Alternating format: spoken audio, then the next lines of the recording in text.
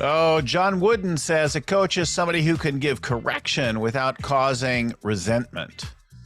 As coaches, and really a leader ought to be a great coach, we've got to be able to help people to level up without having them reject that coaching. So how do we do that, right? How do we listen for and lead their growth while having them do it?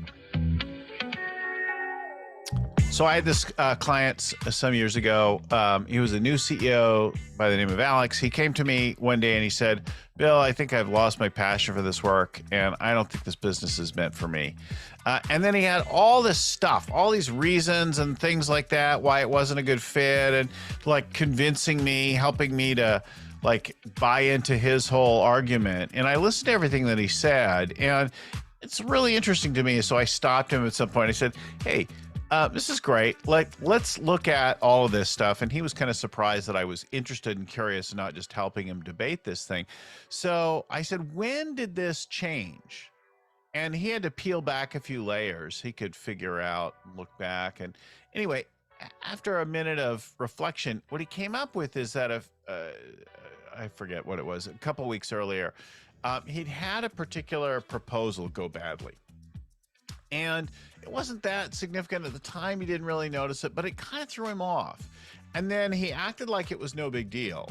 But inside, mostly subconsciously, he decided that this wasn't the right business for him, that this was not going to turn out, and that he was doomed. And then he started acting weird around people without even noticing all of this stuff, right? So we're peeling back this in our coaching conversation. He begins to see this. We come up with a whole new approach. He gets relit up. He's got some new actions to take and all that kind of thing, right? But here's the deal. Throughout this whole thing, this guy's telling me about, and he's discouraged. I'm not like propping him up and saying, come on, you can do it. That's what I'm thinking. I'm thinking, come on, you can do this. But what I'm bringing to it that was really useful at that time, that I always remember to do, and I do when I do a good job as a coach, was to bring curiosity. Not negate it or suppress it or try to pump him past it like, hey, come on, you can do this. More like, where's this coming from? What's going on with this? What happened? Where did you get? So bringing curiosity and leaning into the thing that went off really made the difference. And that helped him to see himself and ultimately led him to create new approaches and try new approaches that got him back engaged in the business, got the team back behind him and all that.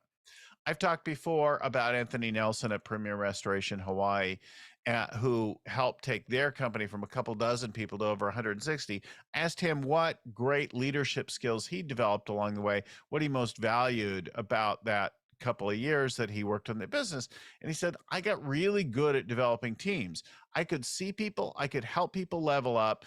When I saw somebody who had potential for more, I not only could see that they could do the job, but I could also see what it meant for them in their life. And then I could fight for that better future for them, for the better house and the better neighborhood, for their kids in better schools.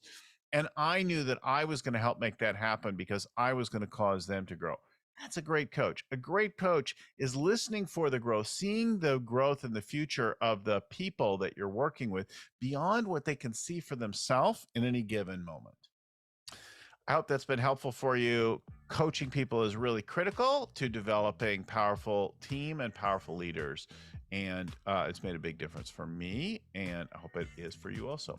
My name is Bill Gallagher, scaling coach and host of this Scaling Up Business podcast. Our show comes to you every week with something new in the world of leadership and growth for growing your business. So like it, subscribe, turn on notifications, share it with somebody else so you get them every time. But whatever you do, hang in there, keep coming back, keep scaling up. We'll talk to you again next time.